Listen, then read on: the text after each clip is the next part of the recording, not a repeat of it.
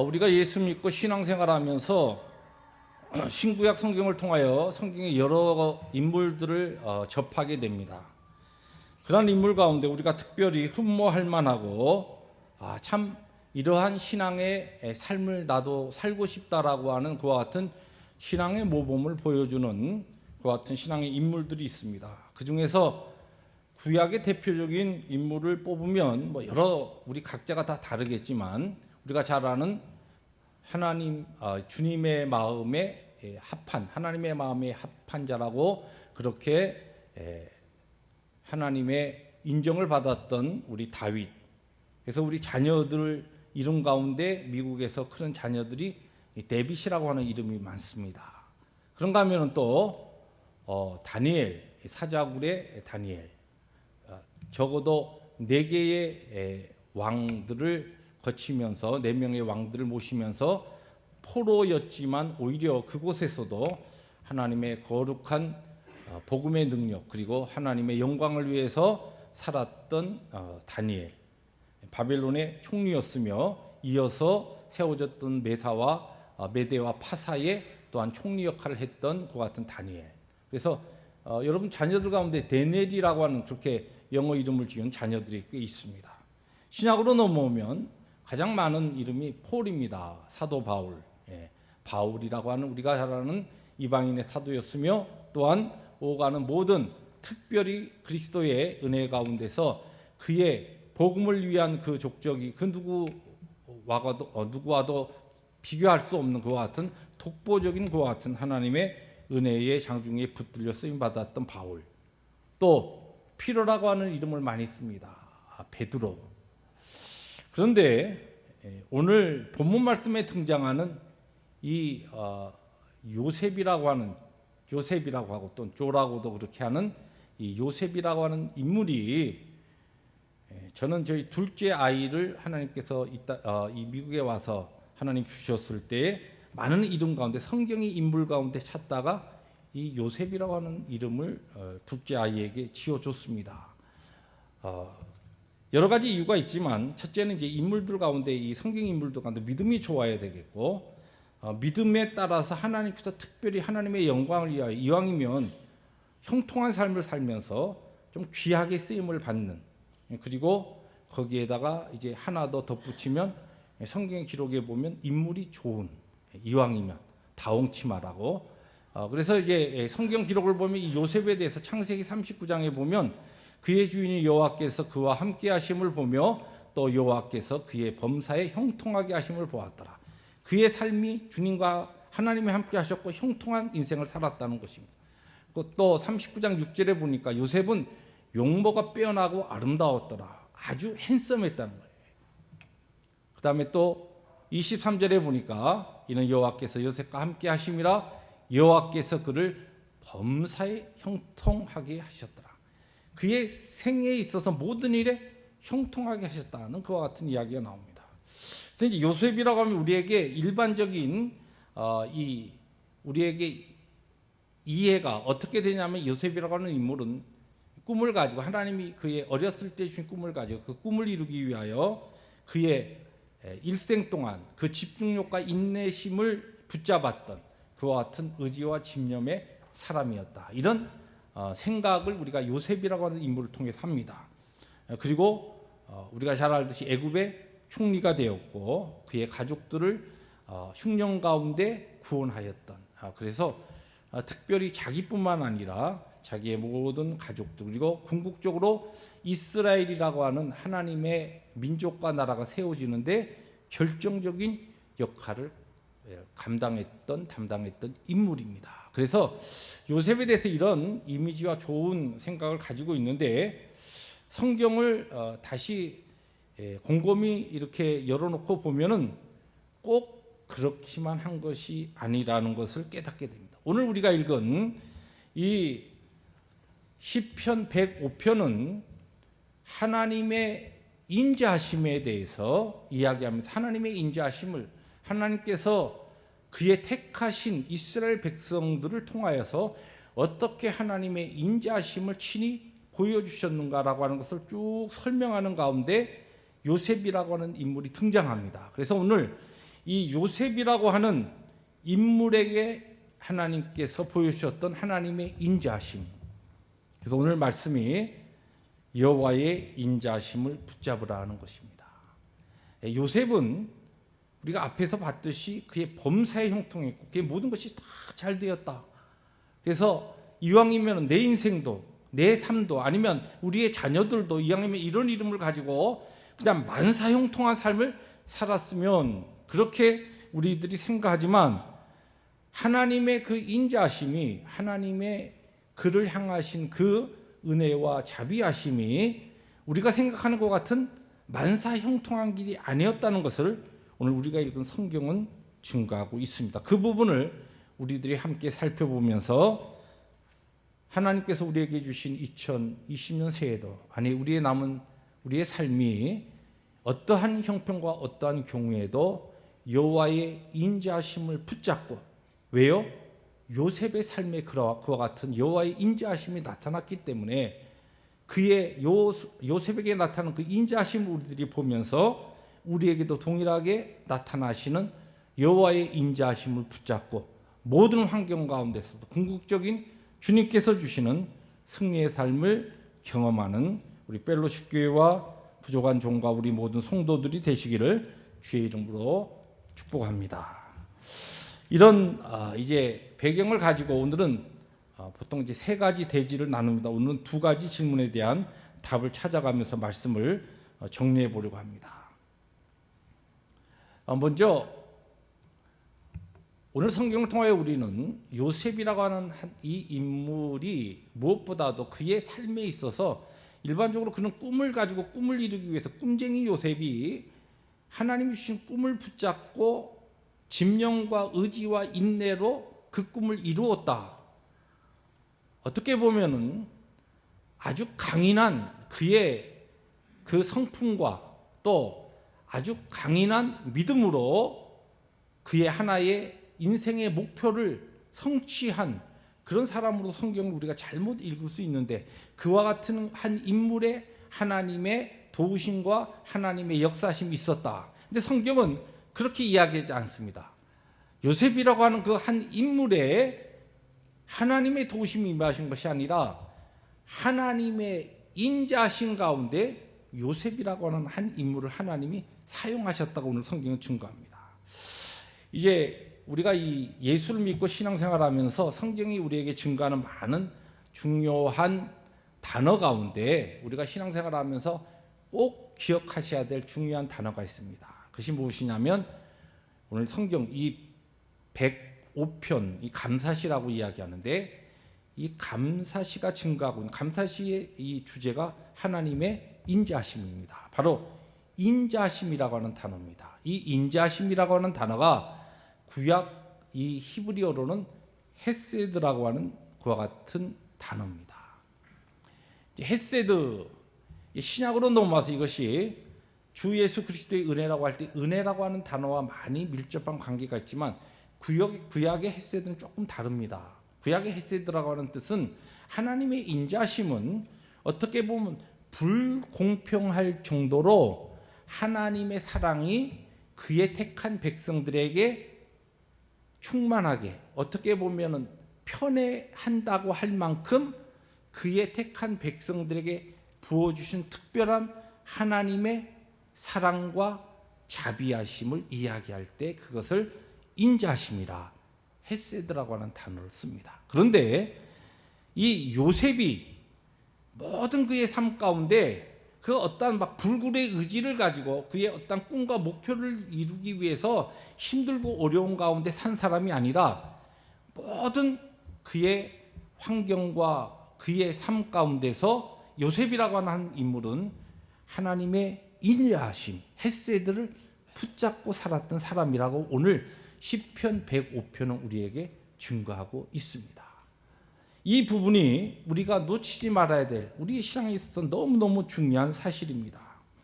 이 헤세드라고 하는 이 단어를 인자하심이라고 하는 우리는 인자하심으로 번역했고 그리고 영어 성경에는 unfailing love라 그렇게 번역했습니다.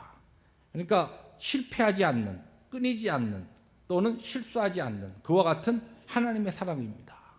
하나님의 사랑이 끈질기 어떠한 경우에도 끊어지지 아니하는 그와 같은 사랑, 그것이 인자심인데, 이 요셉을 통하여서 특별히 하나님께서 그의 인자심을 보여주시는 가운데 요셉이라고 하는 인물이 다른 건 다 놓쳤어도 오늘 성경이 우리에게 무엇을 증거하냐면은 하나님의 인자하심 하나만큼 그가 알았고 깨달았고 그것을 붙잡고 있었다는 것입니다. 지난 금요일날 저희들이 감사시의 최고의 시라고 하는 136편, 시편 136편을 우리들이 나누었습니다. 근데 거기에는 이 헤세드라고 하는 이 하스도우라고 하는 이 단어가 26번 26절로 이루어지는데 매번 나옵니다. 근데 거기에 그 인자하심, 그 하나님의 인자하심, 그 인자하심이 영원하다 그렇게 반복해서 표현합니다. 하나님의 인자하심, 우리를 하나님께서 어떻게 보면은 다른 사람들이 볼 때는 야, 왜 저 사람을 하나님께서는 저렇게 특별한 것도 없는데 저렇게 사랑하시지? 저렇게 끝까지 붙잡으시지? 아니 우리는 이렇게 사랑하지 않으면서 저 사람들에게는 왜 하나님께서 저렇게 사랑을 부어주시는 거야? 하고서 샘나고 불평할 만큼 그렇게 하나님의 사랑이 그의 특별한 백성들 가운데, 그리고 그 중에 한 인물, 오늘 성경에 등장하는 요셉이라고 하는 인물 가운데 하나님의 그 인자심이 그렇게 임했고 그 인자심이 그의 생에 영원토록 함께하였고, 바로 요셉은 그 사실을 하나 붙잡고 그의 평생을 살았다고 오늘 성경은 증거합니다. 자, 그러면 구체적으로 요셉이 그의 인생에서 경험한 헤세드, 또 그의 인생에 나타났던 헤세드는 무엇인가? 오늘 우리가 12절부터 23절을 뽑았습니다마는 이 부분을 가지고 이 요셉에게 나타난 하나님의 인자하심이 오늘 우리에게는 어떠한 의미가 있는가라고 하는 것을 함께 살펴보려고 합니다. 오늘 우리가 읽은 본문 12절이 이렇게 시작됩니다. 그때에 그들의 사람 수가 적어 그 땅에 나그네가 되었고, 이 그때는 족장 시대를 이야기합니다. 아브라함과 이삭과 야곱의 시대를 족장 시대라고 하는데 하나님께서 아브라함을 부르시죠. 그를 믿음의 조상으로, 믿음의 아버지로 부르십니다. 그리고 그를 통하여서 하나님의 특별한 백성을 만드시겠다고 그렇게 계획하시고, 또 그 아브라함과 그의 자손들을 통하여 하나님께서 복을 주시되 그들을 통하여 만국을 모든 열방에 복을 주시겠다고 그렇게 하나님께서 구원의 계획을 하셨습니다. 그리고서 아브라함을 불렀을 때에, 그때에 아브라함과 그의 자손들 야곱에 내려갈 때까지 여기에 보면은 그들의 사람 수가 적어서 그 땅에서 나그네로 살았다. 근데 하나님께서 창세기 15장에 보면은 아브라함을 부르셨을 때 약속을 하십니다. 언약을 하시는데 내가 너를 복의 근원으로 삼고 너를 통하여 만국을 모든 열방을 복주겠다고 하시면서 또 약속하신 것이 무엇이냐면 너의 자손을 하늘의 별처럼 그리고 바다의 모래알처럼 그렇게 많게 할 것이다. 하나님 약속하십니다. 그런데 이 가나안 땅에 하나님께서 그들을 인도한 그 가나안 땅, 축복의 땅에 이 족장 시대에 그들이 사는데 나그네로 살았다 이야기예요. 하나님께서는 분명히 아브라함의 백성들 큰 하나님의 민족으로 큰 사람으로 만드시겠다고 계획하시고 또 그들을 통하여 열방에게 복 주시기를 원하시는데, 그들이 있는 그 가나안 땅에 살다 보면은 하나님이 원래 계획하신 그 목적대로 이 하나님의 백성들이 그 가나안에 있는 이방 민족들과 쉽게 섞여 버립니다. 하나님께서 아브라함과 그의 백성들을 택하신 것은 그 목적이 다른 것이 아닙니다. 하나님이 거룩하니 그들도 거룩하고, 하나님께서 이방 민족과 세상 사람들과는 다른 가치관과 삶의 방식을 가지고 하나님의 거룩한 백성으로 살게 하시고 거기에 생명을 있음을 알고 그와 같은 그의 백성들을 통하여 열방에 동일한 하나님의 거룩의 영향력을 끼치면서 열방을 복되게 하신 것이 하나님의 계획이었어요. 그런데 이 가나안 땅에 살다 보면 가나안 사람들도 이스라엘, 이 히브리 사람들 좋아하고 히브리 사람들도 가나안 사람들 좋아해서 막 섞여버리게 되는 것이에요. 섞이면 안 되니까 그들을 애굽 땅으로 보내신 거예요. 애굽 사람들은 히브리 사람들, 다른 민족들과 섞이는 것을 싫어합니다. 그래서 실제적으로 우리가 잘 알지, 내려갔을 때 야곱의 그 자손들이 내려갔을 때 어떻게 하죠? 바로가 고센 땅이라고 하는 곳에 따로 이스라엘 백성들에게 따로 줍니다. 너희도 거기서 살아. 우리들하고 서로 이렇게 접촉하지 않게. 왜냐하면 애굽 사람들이, 이집트 사람들이 히브리 사람을 싫어하기 때문에. 바로 그와 같은 방법으로 하나님께서는 거룩한 그의 백성을 큰 백성으로, 하나님의 백성으로, 대군으로 만드십니다. 그런데 이 하나님의 바로 계획 가운데 하나님께서 요셉을 이제 사용하시는데, 오늘 바로 말씀이 그렇게 쭉 전개가 되는데, 이 요셉의 삶에 그러면 하나님의 인자하심이 어떻게 드러나고 있느냐. 17절에 보니까 지금 이 105장이, 시편 105편이 하나님의 인자하심, 그의 백성들에게 나타난 하나님의 인자하심, 그리고 오늘 우리가 읽은 본문은 아브라함과 족장 시대와 요셉의 그 시기에 나타난 하나님의 인자하심을 좀 설명하고 있는 겁니다. 그런데 17절에 뭐가 나오냐면 이런 말씀이 나와요. 그가 한 사람을 앞서 보내셨으며 요셉이 종으로 팔렸도다. 그는 누구예요? 하나님이셔요. 주인공이 하나님이시죠. 주어가 하나님이십니다. 하나님께서 이 하나님의 인자하심을 그의 택한 백성들에게 드러내시고 구원의 계획을 이루어 가시는데, 한 사람 요셉을 종으로 팔리게 하십니다. 이것을 우리가 하나님의 섭리라고 이야기합니다. 요셉은 우리가 잘 알듯이 형들에게, 이스마엘 상인들에게 노예로 팔려가죠. 하나님께서 구원의 계획을 이루어 가시는데 요셉 한 사람을 딱 뽑아서 종으로, 노예로 팔려가는 일을 하나님께서 그대로 그 역사를 주관하신 그분께서 하고 계시는데, 요셉은 거기에 그냥 사용이 되는 겁니다. 그런데 그 상황 가운데 형들에게 팔려서 어린 요셉이 종으로, 노예로 그렇게 끌려갈 때 그의 삶이 어떻겠어요? 그의 그 마음과 그 상황이 얼마나 힘들었겠습니까? 그런데 17절로 끝나지 않고 18절에 보면 또 이런 말씀이 나와요. 그의 발은 착고를 차고 그의 몸은 쇠사슬에 매였으니. 우리가 잘 알듯이 보디발 집에 가서 종살이 하다가 인물 잘난 것이 무슨 죄라고 사모님의 유혹을 받아가지고 죄 안 지으려고 했다가 어떻게 됐어요? 감옥에 들어가게 됐어요. 파렴치범으로 몰려가지고 얼마나 억울합니까? 그런데 거기에 대해서 간단하게 오늘 성경은 뭐라고 이야기하냐면, 그의 발은 착고를 차고 그의 몸은 쇠사슬에 매였으니. 여기 몸이라고 하는 이 단어가 사실은 혼이라고 하는 단어입니다. 그의 이 발은 착고, 이 발을 꽉 묶는 그와 같은 족쇄에 차였고, 그의 몸이 쇠사슬에 매였다라고 하는 이 번역도 가능하지만, 이 정신이랍니다. 얼마나 그가 힘들고 고통스러웠는지 그의 정신이, 그야말로 정신에 하나도, 혼이 그냥 다 날아간 것, 혼이 빠진 듯한 그런 상황 가운데서 옥살이를 하게 되었다는 것이. 그런데 지금 이게 시편 105편이 뭘 이야기합니까? 하나님의 인자하심을 이야기해요. 하나님의 헤세드를 이야기합니다. 이게 무슨 뜻이에요? 하나님의 인자하심과 하나님의 사랑이 우리에게 임하면 우리의 하는 일이 잘 되고 모든 것이 좋은 열매가 나타나고 이래야 되는데, 내 나름대로 믿음 안에서 하나님 은혜 가운데 산다고 내 나름대로 몸부림치는데 왜 문제가 이렇게 어려워지고 왜 이렇게 힘들어집니까? 왜 내가 노예로 팔려야 됩니까? 왜 내가 아주 정신이 하나도 없게 그냥 복잡하게 날 이렇게 만드십니까? 하나님. 그것이 요셉의 삶이었는데 성경은 그것조차도 다른 거 다 설명하지 아니하고 여호와의 인자하심으로, 헤세드로 오늘 우리에게 말씀하고 있다는 것입니다.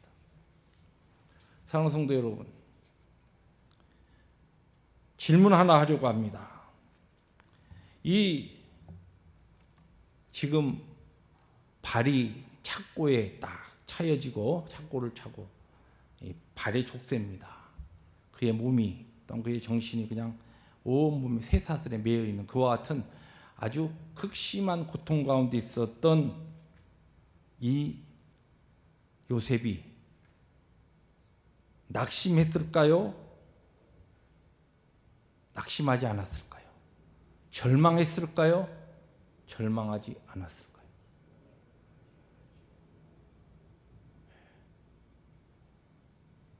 근데 사실은 성경을 잘 보시면 절망했습니다.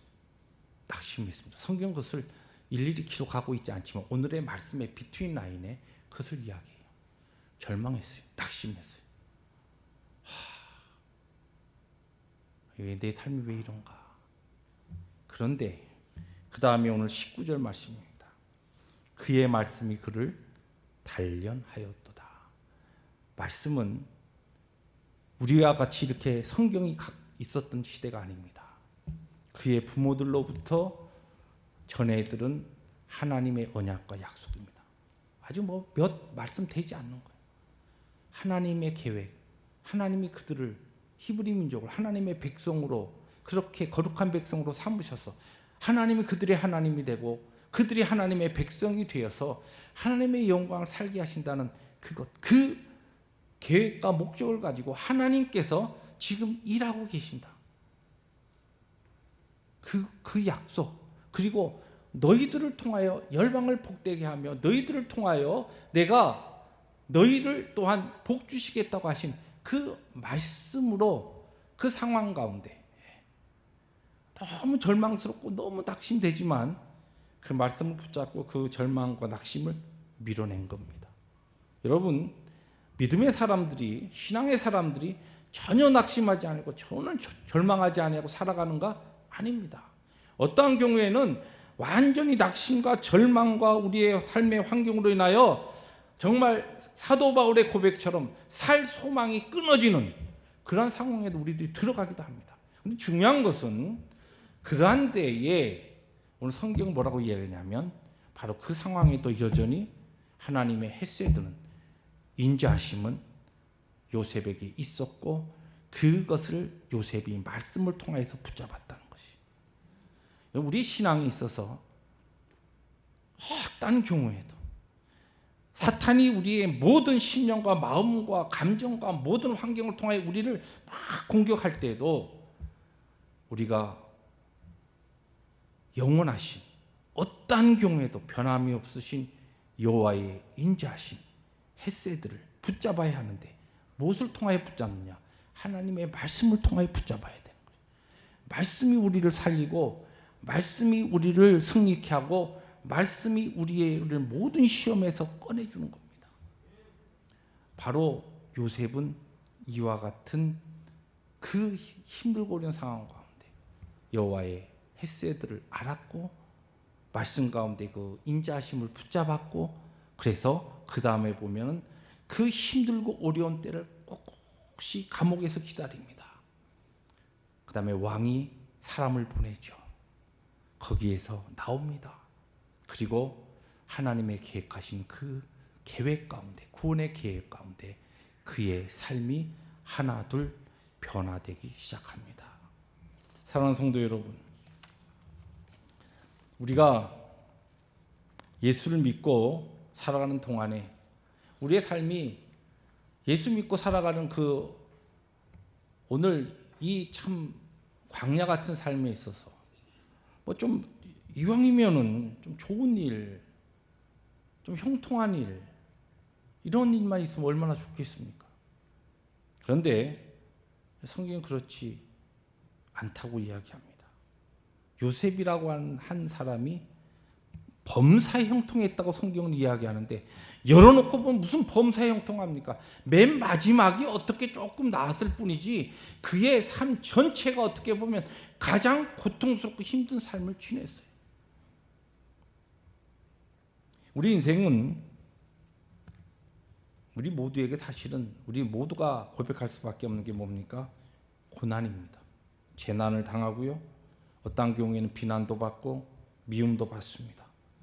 서러운 일도 많습니다. 실제. 야, 이게 뭐 내가 뭘 잘못했다고 이렇게 하나님께서 나의 삶을 이렇게까지 몰아가시나. 외톨이가 되는 일도 있습니다. 사방으로 우겨쌈을 받는 상황도 옵니다. 그러나 중요한 것은 무엇인가? 그 누가 내 주위에 어떠한 이야기를 하고 어떠한 상황이든지 간에 우리에게 필요한 것이 말씀을 통하여 붙잡아야 될 믿음인데, 그 믿음이 무엇이냐면 하나님의 인자하심이라는 말씀입니다. 하나님의 은혜예요. 주님의 은혜입니다. 그거 외에는 우리에게 소망이 없음을 알아야 합니다. 그리고 오늘 성경은 우리에게 무엇을 증거하냐면은, 이것이 왜 헤세드냐, 왜 아니 다른 거 다 빼놓고 나는 이런 은혜 안 받았으면 좋겠어, 나는 하나님의 인자하심 싫어, 조금 다른 사람처럼 좀 그렇게 평탄한 길을 가면서 하나님의 인자하심과 헤세드를 받게 했으면 좋겠어. 오늘 우리의 삶이 어떠한 환경과 어떠한 형편이든지 간에 성경이 우리에게 증거하는, 오늘 105편이 우리에게 증거하는 것은 무엇이냐면, 적어도 요셉의 삶 가운데 그가 노예로 팔리기도 하고 감옥에 들어가서 험악한 것 같은 일을 당하기도 했지만, 그것이 하나님께서 그의 민족을 통하여 택하신 이스라엘 백성들을 이루시고 구원의 역사를 이루어 가신 하나님의 구원의 계획 가운데, 그 하나님의 거룩한 큰 역사 가운데 사용되었기 때문에, 그 일이 무엇이 되었든지 간에 그것은 여호와의 여전한 인자심이었고 영원한 헤세드였다는 것이요. 사랑하는 성도 여러분, 우리 인생 짧습니다. 그렇지 않습니까? 금방 지나갑니다. 하나님께는 시간이 천년이 하루 같아요. 그 영원하신 하나님의 구원의 계획 가운데 우리가 오늘 내 삶이, 내 호흡하면 내가 살아가는 이 삶이 사용되고 있다라고 하는 것이 너무나 복되고 귀하고, 이것이 우리가 하나님 앞에 감사하고 예배해야 될 예배의 이유인 것입니다. 다음 주는 2020년 선교 주일로 우리들이 드리게 됩니다. 적어도 우리의 개인의 삶과 가정과 하나님의 교회가 하나님의 구원의 그 계획을 이루어 가시는 하나님의 복음의 역사 가운데 조금이라도 사용되고 있다라고 하는 그것이 오늘 우리가 호흡하며 살아가는 삶에서 찾아야 될 하나님의 인자하시며 주님의 은혜요 헤세드라는 말씀입니다. 우리의 고난, 얼마든지 일어날 수 있는 우리의 고통, 그러나 하나님께서 그것을 다 사용하십니다. 무엇을 위하여? 하나님의 영광을 위하여, 하나님의 구원을 위하여, 하나님께서 예정하신 구원한 백성들을 하나님께서 더 많이 구속하시기 위하여 오늘도 우리의 모든 것을 사용하고 계십니다. 그 부르심 앞에 2020년 한 해를 믿음으로 그리고 말씀으로 순종하는 우리 모든 펠로십 교회 교우들 되시기를 주의 이름으로 축복합니다. 기도하십니다.